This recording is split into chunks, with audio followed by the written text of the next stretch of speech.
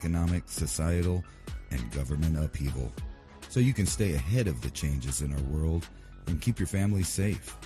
Fortunately for us, we can recognize that we're at the precipice, a point in history where we can all see the cycle changing. Where we go from here is up to us. So let's start the conversation, and welcome to the show. And wherever you are on this beautiful blue planet, give thanks today for another breath. And be grateful for the things you have at your fingertips that you take for granted that so many don't, across the mountain regions of parts of Georgia, Tennessee, Virginia, and especially North Carolina. What you're not seeing on the national news is a disaster that is going to redefine America. When people find out exactly the magnitude of damage that's not being reported. If you can envision something that is so disastrous that a flood comes through a village and you take it in your mind to, oh, I can't believe that is the biggest amount of damage I've ever seen from a flood. And you need to multiply that by 30 to 50 to 70 times in some places in these mountain areas. Small streams, which were 5 feet across, are now 200-foot scoured gorges. Entire towns washed away. Because when you come up from a valley, you generally have the 2-lane road, and you build next to that road. And anything else going up, you need to have it on stilts. Or you cut through the mountain to make a flat area. That water came down so deep and so fast and filled that entire valley of every single mountain there that has a valley, a stream, a river, a creek, a tributary, into, when I say once in 1,000 years of flood water all coming down at the same time, it is 1.5 times more than any other known storm on the planet that has ever rained, ever. Trillions of gallons came down. 1.5 trillion to be exact. The subsequent other storms that followed, the trailing lines of thunderstorms. It is very, very difficult to even know what amount of people are still alive up there that need the help. The devastation is so far beyond even a Hollywood movie in terms of how many people are still trapped in the mountains. And it is such a limited response coming from those state officials, those United States officials. You need to send more people down there. There's grossly at 1/5 of 1/8 of 1,000th of 1% really of what they need, even to get the logistics started and get a hub started. There's not enough helicopters. They need more horses. They need more pack animals. They need llamas, alpacas, horses if they can, donkeys and mules even better. We're going back old school, and you know what's so strange about this is beyond helicopter, which is our modern era advantage. Many people have taken horses. I've seen so many mule trains that have brought ice up to people who needed it for, like some of their insulin and things. Refrigerators are gone. There's people delivering medical supplies or getting together as community. Old school. And not only old school with community, but old school with values and morals, and old school of using horses and pack animals and pack mules to get supplies up the mountains. There's no roads left anywhere. Anything that had a road next to a stream is completely gone. It is not there anymore. There's no more road. We have just reversed the clock to 1860 across western North Carolina and parts of Tennessee. I really can't even put it into your perspective. I can't even paint this picture for you unless you do and listen and watch. It is deep, and it is absolutely going to shake the core of our country here. And that is a no BS assessment. I absolutely can quantify that our country has been rolled back to the 1860s in Appalachia. The roads are gone. How long will it take to replace the roads? Anything with water. Water pipes busted. The immensity of the torrents. And I'm not even going to say flood waters or flood torrents that have stripped and gouged the land back to gorges and bedrock where cities and towns once stood. And the response is all citizens trying to help themselves. And that's the best thing about this. You know, if you can find something negative in a very bad situation, the best thing that I have seen is citizens, peoples, communities are coming back together to help each other during this time. Like all those other things kind of fall to the wayside. What's your pronoun? What's your politic? Doesn't matter. I'm trying to stay alive. The response up there is, and if I might continue just for a second, Ransom, like we have been sold a bill of nothingness. We have bought the Brooklyn Bridge because there was about 360 mobile electrical generation units or mobile substations that they could move around in emergencies, but we sent them all over to Ukraine. And now we don't have enough repair for our own states right now, and they need the power so badly. Their generators are gone, line gone, mobile gone. It's all been sent overseas. So now we don't have anything for our own electrical emergency infrastructure, even just band-aiding, if that's a term, or full-on repair, which is going to take quite some time. Again, substations, they're completely wiped away, like down to nothing. The bolts that is keeping them into the concrete has disappeared. It's been scoured that much. Entire substations gone. Bridges gone. Homes gone. Neighborhoods, parts of neighborhoods gone. It is so vast. And now we come to the real tonight's program. And, we're going to have to cut the feed on YouTube here when we move forward after, I'm done here and Ransom can speak for a minute, because I'm unequivocally saying we are at a juncture in history that I cannot see that we've seen many times before. The sheer size and magnitude of this disaster, and then people trying to help others in their local community, are now being told they cannot. So I'll read you a direct quote here before we get on here, and this comes from Tennessee Emergency Management Agency, correct title, TEMA. They said TEMA and FEMA personnel are not confiscating supplies. This is a tweet from them here on the Tennessee EMA, at Tennessee EMA, if you're following on X. Any report to the contrary is false. So I'm reporting the news as I'm reading it here. I'm going to take both sides, and it's very important that we look at all the information tonight. This tipping point that's happening in America is this. I cannot believe it is at the South again. Thanks to overwhelming support from the community, we are continuing a coordinated recovery effort with local leaders to get supplies to Tennesseans in need. Please visit the website to learn where you can volunteer or donate today.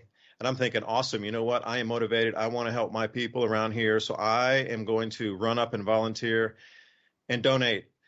But again, the statement, TEMA officials originally posted this statement online.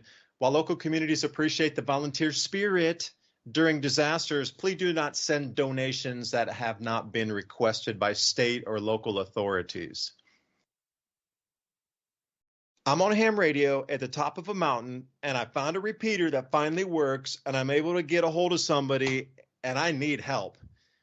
I'm not waiting for state or local authorities. You are talking to me as one individual on the other side of that radio that needs help. And if I have a chance to go up there with friends of mine, neighbors of mine, and talk to you directly, and maybe you got kids, you need the diapers, you need the formula, maybe somebody has a medical issue, they need different medicines, food, water, whatever, doesn't matter. I'm talking one-on-one to another person to try to help them, and that is being denied right now. I got a lot more firsthand accounts are coming in of people saying that they're not being able to get into regions or being able to deliver. So again, walking the thread here. And again, I'm just talking about TEMA's news release.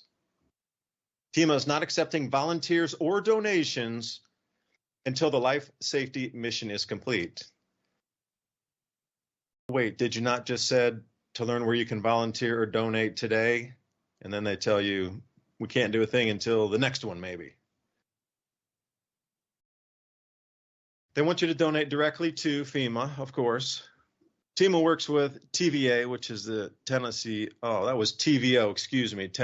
Valley Organizations Active in Disaster, TOVAD. So what is this mixed messaging that we're getting here? I'm going to read through a bunch of the comments tonight that I've been surfing through the day. And also, as I was listening to Repeater, if you go to Broadcastify, you can listen to a couple that repeaters that are live currently. So the newest information I had just minutes before the show here, Mount Mitchell repeater on Echo Lake checking in now. Also, West Piedmont repeater antenna broke off during the storm, but there are those with antenna on the way up to West Piedmont repeater, which will then be able to link. So that's the whole thing about getting the ham network up. And see, ham is not, it's individuals setting a network up that want to prepare for things just like this, and they're the only ones in town with information, with coordinates, with rally locations, with the items that they need to be delivered up there.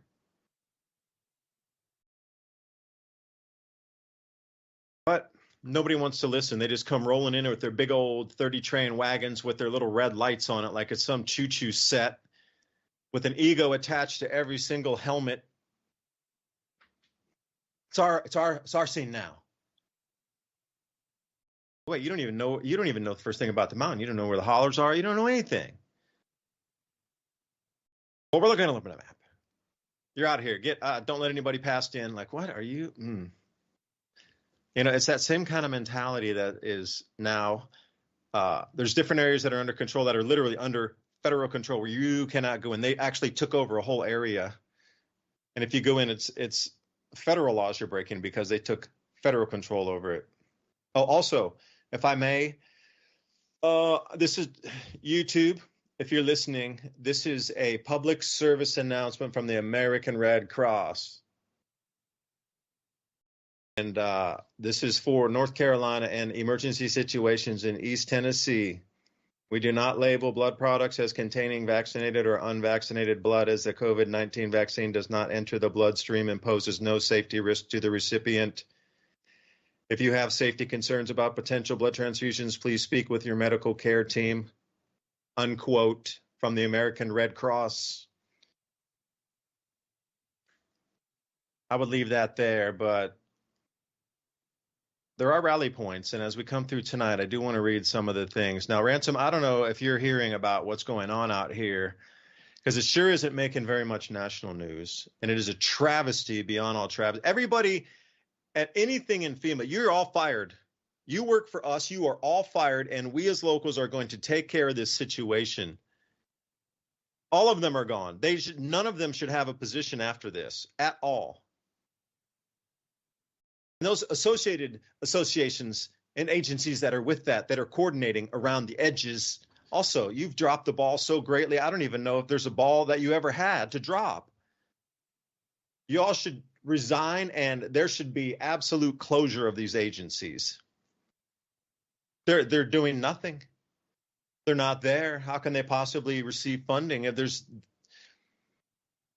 only a few? It's almost as if it's an illusion, sort of in The Wizard of Oz, where you have this sheet of 10 or 20, 30 people running around trying to tell everybody else, you have to believe me, now do this. But it's only 30 or 40 people. And they might just come into a hotel and take over a whole hotel and pretend like it's a base station and be like, you have to listen to us now because there's 40 people living in the same hotel. And it's just a mirage of you have to listen to us. But then they have all these people below them going, yeah, we have to listen to them. We have to listen. You have to listen to them. But wait. It's the Wizard of Oz pulling the strings. Ransom, welcome. Dude, I know I rambled on the beginning there, but I really want you to know how crazy it is out here. And we need more news coverage, and we need more people talking, and we need more resources, and we need more help. Truly, truly, truly. Everybody, please tell somebody you know if you're listening to this that we need more help out here. So, Ransom, please go. Yeah, I don't want to get us put in jail right away. Ooh. Right? So here in a minute, I will put the links to Rumble and Twitch and Twitter and whatever into the universal chat thing that goes out to all the feeds that have chat. Yeah, and we'll But cut this one because I want to go deep, man. I really want to go deep on this episode. right, but before we get there, it's pretty obvious to say without, getting any law enforcement upset about what I'm saying that if you listen to last Thursday's broadcast, I literally, like a psychic, told you what was going to happen. I told you that you had to help yourself. I told you no one was going to come to help you. I told you it was going to be like Katrina. I told you the government's after the fact reporters and don't do anything when it comes to the actual event that you would need said help from. And I've been seeing, I've been arguing the last couple of days with kind of more leftist state worshiping people that oh, you're wrong, the federal government is helping as best as they can and all of this other stuff. I've been watching in detail from the people that live there. Who cares what the authoritative sources are saying? Ask the people that live there. They're all over the interwebs. They're all over. You think all of those people are lying? No, they're not. And the crazy, horrible, terrifying things that they're saying are most likely real. And I think soon there's going to be a lot of censorship to cover up what is visible from this event, which amounts to a giant red streak of voters in the middle of the country that have been proven just like before. It's not the first time. It's not like we, shame on me or whatever, like Bush says, shame on me, blame it on me. No, that's not the saying. Is it fool me once, shame on me, fool me twice? That's shame on me again, because that's the way I am. So I'm going to say it backwards. But, some people get fooled once, but you shouldn't be fooled again, right? The Who said that too in a famous song? Don't get fooled again. Right? Well, I'm joking around and saying it messed up on purpose, like old George Bush, who was in charge of, ironically, the last episode that you should have, fooled me once right there and figured it out, that FEMA is not really interested in your safety. If they were, they would be working on proactive steps to increase the infrastructure, actually have aid in places where you don't have to ship it everywhere, where the whole, country has to worry about giving it. And then on top of that, the after the fact reporters are not going to share credit with anybody that's actually doing the on the ground work, right? They're not going to say, hey, look at all of these wonderful people that save people and brought stuff. They don't want to do that. They want to get up there like they do every time, and you'll have some kind of law enforcer stand there representing their agency, and what do they do first? Do they say, it's a shame what's happening, we're sending help? No, they're not going to do that. They're going to say, I'd like to thank so-and-so from the so-and-so, and I'd like to thank Deputy so-and-so and the administration. We got to thank them, and let's thank the head of FEMA, and let's thank everybody and talk about what a good job we've done and pat ourselves on the back on national TV after you guys ignored it for like 3 or 4 days, just like Katrina. You remember famously Kanye West had his song, I don't know, but she's a gold digger, and he added a little verse there, and it kind of went famous. I think we all know what I'm talking about, that George Bush doesn't care about a certain kind of people. Well, it wasn't that. It was that, just not what the guy said it was. It was George Bush don't care about the American people because, look, they're just not caring. They're not doing anything. But it was an excuse for them to grab more power, put more money into their agencies. So, convincing the public that next time, don't worry, next time we'll be prepared because this happened and we took all your money, your trillions and trillions of dollars. So next time we'll take care of you. But then next time happens, and guess what happens? They're arguing that they're broke. They spent too much money on different programs that are irrelevant to the American people. Overseas, here and domestically, we just spend, but not on anything that elevates or makes the American people have a better lifestyle and be safer and more free. Not once, not never, and it still hasn't happened. And this is a good example of that. And just like, unfortunately, like I said, not to be Nostradamus, but last Thursday we told you, if you don't know the topographical situation there, you might want to be figuring that out. You might want to be figuring out where the high ground's at. You might want to figure out what you're going to be drinking for the next week. We talked about the whole thing, the power outages, the loss of life, unfortunately, that may or may not happen. Now we know it's happening, and it's happening big time.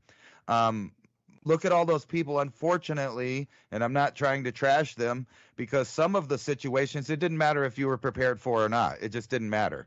When a 15-foot of wall is coming at you with the pressure of an entire hurricane's dumping water. But we did talk about it. Flash flooding in the areas. If you live in valleys or mountains or anywhere where water can accumulate, you better know how to get out. And then I'm looking on, the interwebs, and I'm seeing people sitting in floodwaters in their houses waiting for help. And unfortunately, like I said, I'm not trying to be disrespectful, but I did mention it last week that there would be a massive amount of people that are deer in the headlights, and they're waiting for the government to come help them, or Superman or Batman or whoever they were expecting to come that is not coming. You have to help yourself always and forever. And that means, unfortunately, you have to think into the future and prepare yourself for the unimaginable, which all of these people are now dealing with. But I guarantee you, there's a large portion of country boys that just got wet, and they went out there and gathered up all their stuff, and they started right away, making a fire and making themselves comfortable and finding what food there was, and they're probably helping their neighbors out. You're not hearing about any of those stories because the whole swath, like an eighth of the U.S. is kind of cut off from the world, despite all of the Starlinks going in there. Those people didn't know that Starlink was, they don't have internet, so how would they know that they're distributing internet everywhere unless they stumbled across it or, heard it word of mouth. So this whole situation. Or heard it on ham radio. Right. Heard it on ham radio. Right. If they were prepared and were thinking about stuff like that. I do have a ham radio. It's the old school, what is it, a Hummerland or Hammerland or something like that. I don't know. I don't even know how to use it. I have a book that tells me how to use it. And see, I'm way behind. You need to practice, man. Right, I know. And I was thinking maybe I should just go digital and forget trying to learn that old stuff. But guess what? After all the digital crap got wet, that old stuff there can be dried and cleaned, and all the tubes can be cleaned, and you can put it back together. If you have a book that tells you how, or you already know how. But the point is that, even with thinking about all of the stuff that you could possibly think about, thinking about all of the things that can, possibly be inevitable, like, I don't know, a hurricane rolling into the U.S. It's not like it hasn't happened before. Matter of fact, it happened in 1916 and again in 1958, right up that same area, flooding all of those same people. But I guarantee you the general population didn't know that. They had no idea that historically, every once in a while, a hurricane will roll right into inland and dump massive amounts of, converted ocean water right on them, and there's no place for it to go, especially if it's, rained essentially the average amount that it does in an area. The ground is now full of water, and there's no place for that water to go but on top, which means pushing against your houses, your buildings, your cars. A lot of people have built their home on high ground, but then again, I go to places like in Colorado and different places, they have a lot of nice houses, but guess what? They're right on the edge of the river today. And the river today is obviously not where you want to put your house. You want to put the house on the furthest point that you could see geologically in history. It's flooded. So in other words, you want your house to be all the way up where there's no evidence of flooding. Unfortunately, you're in what we call out west an arroyo, which is basically a big ditch which fills with water immediately because the surrounding ground is either super dry where it won't let any water penetrate in, or it's already saturated, in which case you get a similar effect, which is just large amounts of water moving along the top of the ground, washing away whatever's in its path. The unfortunate part about this is that I was so right. We were right about every detail of this in advance. Last Thursday when we were talking about when it was first hitting the coast, that this was going to be exactly the case. And I even mentioned Katrina multiple times because that's exactly what this is. It's a giant, incompetent, deadly mess. And with that, I'll switch over and turn off the YouTube so we could talk about a little more graphic stuff. But if you could keep it peaceful for another 5 minutes while I set up some, tell all the audiences the links to Rumble and Twitch and etc., so they can continue listening if they want to. And I'll continue on with the substations, because getting heavy equipment up there, as I've seen in many a county, all of their Department of Transportation equipment was also washed away in the flood or extremely damaged to the point of it's salvageable. If it wasn't washed away completely to we can't find it anymore, it went down the river, of a truck or a dozer or some kind of excavator or whatever is there for Department of Transportation that they would need, salt clearing plows, this sort of stuff. The plows would be useful now also just to push a bunch of debris out of the way, not just for snow, but to push anything off the road. But there was massive floods that came through all those DOT yards also. So the equipment's gone. So they're waiting for equipment to bring into that, to actually get to the roads that they could have, they don't even have the equipment. They're waiting to get equipment in so then they can go do what they would have done off the bat had they had the equipment.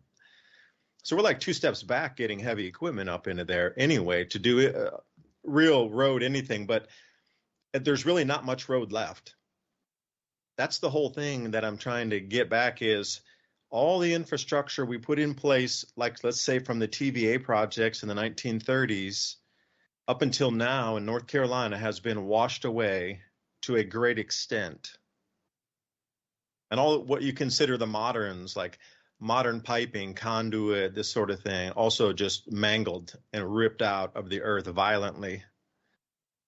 The telephone poles, the lines up there, the fiber optic cables, that you should see some of these just ghostly pictures of just things dangling in the air that don't make sense how they got so twisted and are still just dangling there and not falling to the ground. Like what is this woven dispersion inside broken 100-year-old oak trees, and then you have a telephone pole dangling that's been ripped out by the bottom on these cables in the middle of the road above you. I wouldn't really want to drive under that, but it is in the fog, no less. Like these kind of ghostly images. Regardless of that even being built, they're going to have to rebuild almost every single, and I'm not going to say every, but almost every single road in Western North Carolina will have to be rebuilt from scratch, from the ground up, with the surveyors there, with the packing equipment to level it and then resurface it. Literally every single road. Even if you had a four-wheeler, it would be very difficult to get up there. You are only going in by pack mule. I'm telling you, if you're not walking. And here's the thing, old school, everybody would know the old logging